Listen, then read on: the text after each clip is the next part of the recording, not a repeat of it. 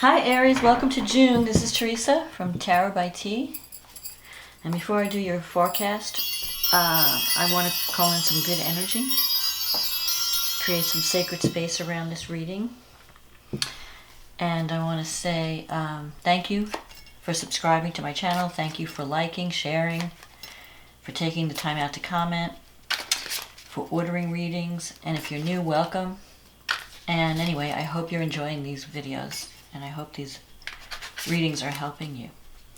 So this month, what do we have? We have a new moon for June on the 3rd in Gemini, which is favorable to your sign, and a full moon on the 17th in Sagittarius. And I will get into the astrology a little bit later. For now, let's just see what the cards say. What does Aries need to know about love and relationships for the month of June? What's coming up for Aries? What does Aries need to know? And if there's anything else important, let's see that too. May only the highest forces be present at this reading to ensure that the truth be told. What is coming up for Aries in June?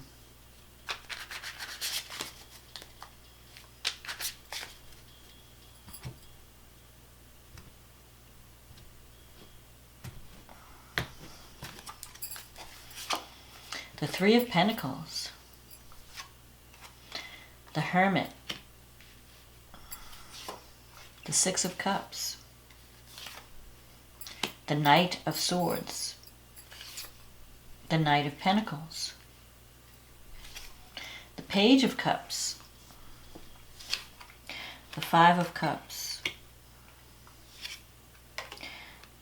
the Eight of Swords, the Nine of Pentacles, and the King of Swords. Okay, so you start out with the Three of Pentacles crossed by the Hermit.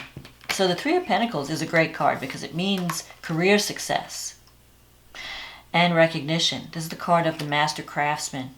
This is the card of, threes are always a card of fruition, birth, abundance. So whatever you've been working on, if you've been working on something that's important to you, you're going to start to see results in June, and it's going to be favorable. You're going to have some career success in June.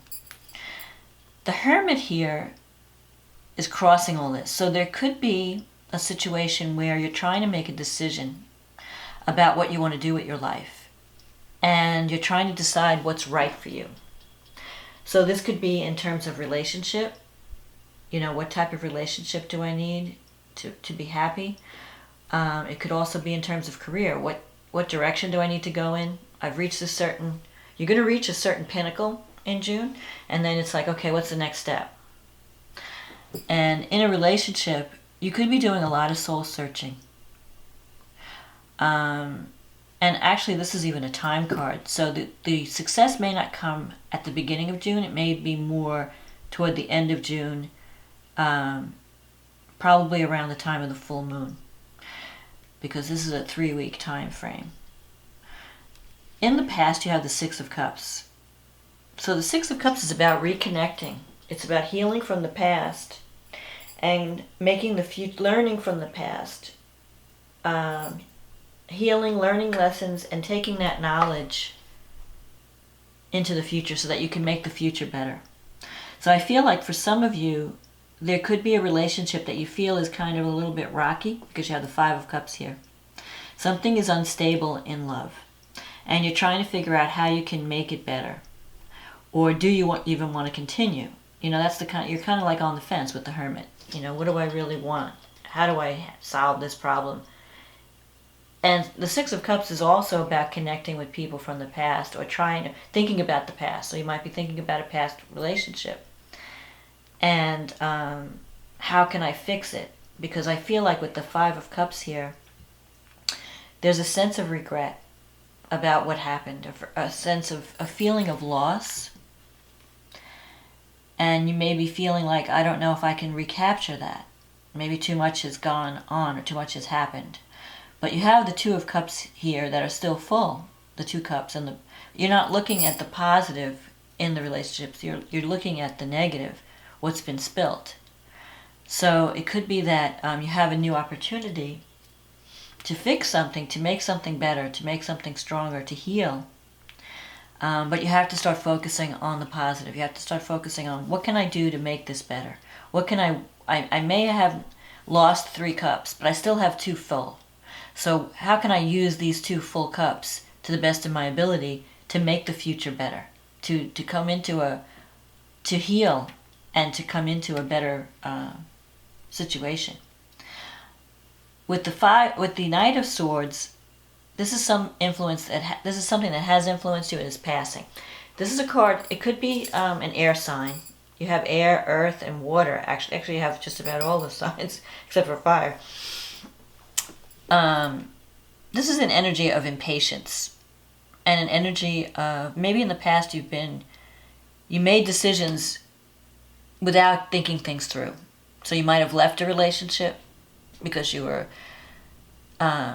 impulsive, angry, or you just had this idea, I'm like going to move into this new situation, and you're not thinking it through.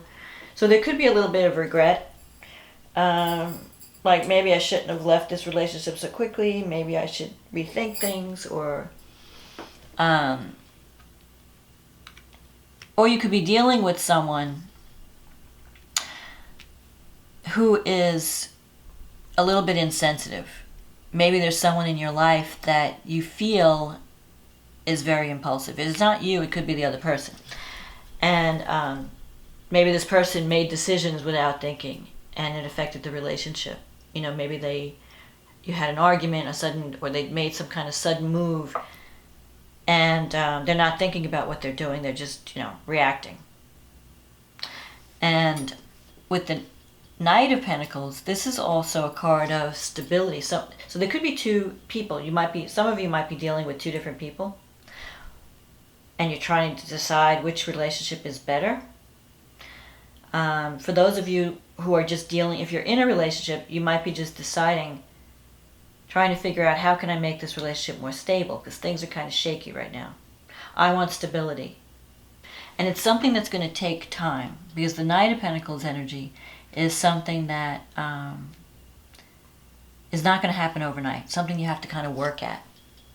So if you're the impulsive one, you may have to kind of stick with something and not keep jumping around for the next new thing.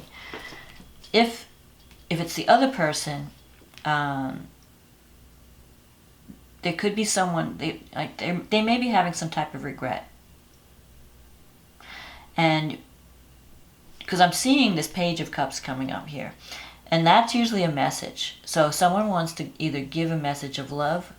So you could be giving a message of love, or you could be receiving a message. There could be someone in your life that maybe impulsively left and now wants to come back and is wanting to offer you love. Maybe there's a sense of regret. I'm getting the sense of regret. Like, I shouldn't have done this. I shouldn't have, I made some mistakes, and now I want to come back. And you're kind of on the fence thinking, do I want to take this person back? So some of you might be, if you're the person who left, you might be having the regret. But if you're the person who has been left, you're deciding, do I want to take this back? Do I want this person back in my life? Is this relationship right for me? And there could even be a child involved, because of the Page of Cups here.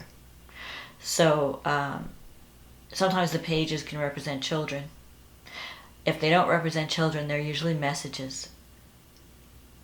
Or they could even be new relationships, or relationships at the beginning stage. In your environment, you have the 8 of Swords. So someone is feeling trapped or stuck.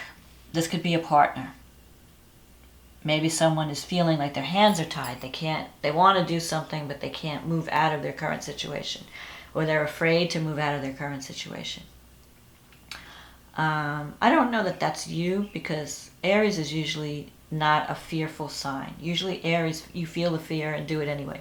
So it could be a partner who is either afraid to commit, afraid to make a decision, or they just feel stuck.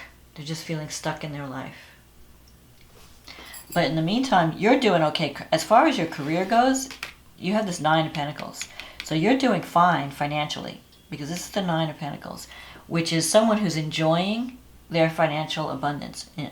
And you might have a home that you're living in, or a roof over your head. You're feeling secure financially, but you're feeling lonely at the same time, because the Hermit card is a sense of being alone, feeling like I have no one that cares about me, I have no one to help me. Yeah, I might have a comfortable situation, living in arrangement, but I wish I could share that with someone. And you might be spending June thinking about the past and decisions you've made in the past, and if they, did I make the right decisions? And you might have some regrets over some of the decisions. But the one thing with the Five of Cups, all is not lost. You can salvage a situation, but it's going to take commitment, it's going to take work, it's going to take time, and it's going to take communication. Now you have the King of Swords at the end. So this could be that you're dealing with someone that you feel, it could be an authority figure, or someone that you feel is unemotional or doesn't deal with emotion very well, and they don't communicate their emotions very well. So that could be you or your partner. But it's also someone who's trying to decide what's real from what's not real. And I think that in that instance, that's you trying to figure out, what do I need for my life? What do I need in my relationships? And you're really looking at things realistically. You're not letting your heart rule your head. You're looking at the facts. You're saying, okay, so if you're in a relationship, you're really looking at the person and saying, do I want, what's real in this relationship? Do I want to keep it? Do I want to leave it? Even if someone's telling you they love you and, wanting to connect, to reconnect, you're looking realistically. Is this the right option for me? Is this the right person for me? So I think career-wise you're fine. But in relationships there might be some confusion or some decisions that have to be made. And you have to make some tough decisions. And it may mean leaving someone or cutting out what's not working. Cutting out, if someone's telling you one thing but their behavior is different than their words, you have to see that and take action. The other thing about the Hermit, you don't have to do this alone. There are people around you that are there for you. So go, it's also, the Hermit is a card of seeking advice, seeking wisdom from someone whose opinion you respect. That could be a parent, it could be a friend, a family member, a spiritual guide. And it's also about taking time out to follow your own inner guidance, to hear that inner voice, and to really look within and decide, what do I need? What are my true needs? Because maybe you've been spending a lot of energy worrying about other people, and you're not really thinking, is this right for me? And so that's where you're at. You have to decide, what do I really want? And use logic and realistic thinking when you're making that decision. Now let's look at the astrology. The new moon is falling in your third house, which is the house of communication. And Gemini, new moon in Gemini. Gemini is about communicating. So, and the third house also has to do with relatives. Brothers, sisters, aunts, uncles, siblings. So this could be a time where you really have to communicate to the people around you, your neighbors. If you've been living like a hermit and not really connecting with people, this new moon gives you an opportunity to get to know the people around you, to get to communicate to the people around you, and reconnect with relatives. You could be connecting with siblings and aunts, uncles, neighbors. You have Neptune in the 12th house, which is squaring this moon. So you want to be careful. With Neptune in the 12th house, you are doing some soul searching. You are going through a dark night of the soul. You're trying to find meaning in life, and you're trying to clear out what's no longer fulfilling. But also the other side of the Neptune aspect is, what do I need more in my life? Maybe you need a spiritual connection. You need to find out, it's not just about, career success is not enough for you. Like, you're doing great with your career, you're getting all these accolades and success, but there's something missing, and that's the divine connection. That is the spiritual connection. So you're trying to find some type of spiritual path or some type of spiritual meaning. That's what this dark night of the soul is, and Neptune is showing you that. And it's not and you also have Jupiter in the ninth, so you're like exploring. You might be exploring new paths, new spiritual paths, new belief systems, trying to find some type of truth that you can live with, some truth that gives meaning to your life. You have Venus in the second house, so that's great for financial matters. It brings, usually when Venus goes through your second house, it brings money. So you're doing okay financially. You don't have any like crazy expensive bills that are, cutting into your finances. It also means Venus can bring love or money, but it's making you feel better about yourself. And you might be, your values around love are changing. The type of love I need. What do I need that's going to, you want to form a relationship with someone who's going to value you when Venus is in the second house. Because the second house is not only about money, it's about values. What do I value and how am I being valued? And you have Pluto and Saturn in the 10th house at this new moon. Pluto and Saturn, and Venus is trining Pluto and Saturn. So this is really great for money and career. I mean, the 10th house, you're doing fine. You could really, you could be working on a project. It could be a creative project that brings you recognition, brings you money, brings in money. It can really change your life. It could also be a love relationship that comes in and helps you to feel better about yourself. It gives you a new sense of confidence. Because the 10th house is career and life path, but it's also your status in the world. So something could be changing about the way you are perceived in the world. You may be getting more respect for the work that you're doing, or you're interacting with people in a different way.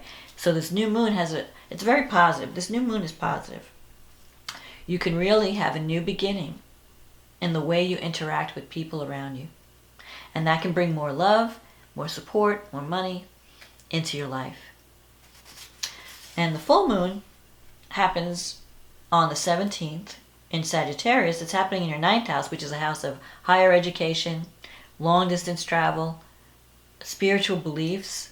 So something is coming to completion. It could be some project that you've been working on that involves marketing, communication, the internet, website, even teaching or learning.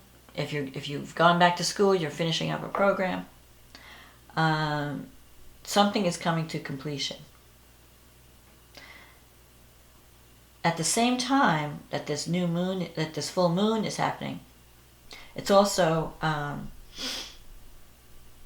we have Mercury, Mars, and the North Node in Cancer in your 4th house, and it's opposing Saturn and Pluto in the 10th house. So the challenge here at the full moon is, it's great to be out there and to have career success, but am I sacrificing too much of family? Is my career taking me away from home and family? Because when there's an opposition, there's usually a sense that you need to balance the energies. Like you may be giving more to one area than the other. So if you've been focused on career and you've been neglecting your family, you may hear that now. You might have to, with Mercury conjunct Mars, you may have to have a healing conversation with someone where you talk about what you really need. You're trying to create, because Mars in the 4th house, the energy is at home. You're trying to create a home or set up a home. You might be, and if you're not getting your needs met at home, it could even mean arguing at home. But the fact that Mercury is there, it means that you have something you need to communicate about what's going on at home. And with Cancer there, it has to do with, the message is about nurturing. Like, am I being nurtured? Am I getting enough love at home? Am I giving enough love at home? Are the people that I'm taking care of, are they feeling my love and my concern and because you're worried about the people at home. And at the same time, you're dealing with the career stuff. So there's this imbalance, like there's this challenge to balance the energies of, it's like work-life balance. And that's happening at the full moon. So I feel like you're having some type of success, and at the same time, if you've been too focused on career, you may have some things to work out around home and family. Maybe you haven't been there for the family, and they're complaining. Or you feel like your partner's been too out there, and you're not feeling nurtured. So you may have to have, but the good thing is, this is a month that's activating your communication sectors. This is a time to get things out and to communicate, to talk, and to let your needs be known so that you can make things better. Don't be afraid to speak up in June, because it will lead to greater harmony in your relationship. And so that you can enjoy your career success without sacrificing too much of what you need to feel nurtured and loved. So you need relationship. As much as we need career success, we also need to connect with others. And we need to feel loved, and we need to bond. We need to have a sense of family. You can't be a lone wolf, because Aries has a tendency to be very independent. And, I can just do it. I don't need anybody. Very independent. At some point, you realize no man is an island. I need others in my life. I need relationships in my life. And so these are some of the issues you're going to be dealing with and making decisions about. And I think you have the potential to make positive change and positive improvements in June. So don't cut yourself off from your loved ones in June. And speak up about your needs. And speak up about other people's needs. Find out what other people are what other people in your life are needing also. So it's like a give and take. It's not just a one-way street. So if there's a relationship that you want to make better or heal, you can do that in June. Or you can decide, you can decide to end it, but I don't know. I feel like I'm feeling hope that you can communicate and work out some kind of arrangement that is happy for both parties. But it may involve compromise. And it's going to involve realistic thinking. You can't live in fantasy. You have to look at things realistically. So that's my message for June, Aries. I hope this reading was a help to you. If you'd like to have a private reading where we go deep in greater detail into your own situation, click on the link in the description box and we can be working together. In the meantime, enjoy June. Have a wonderful June. And I will talk to you again soon. Okay, bye.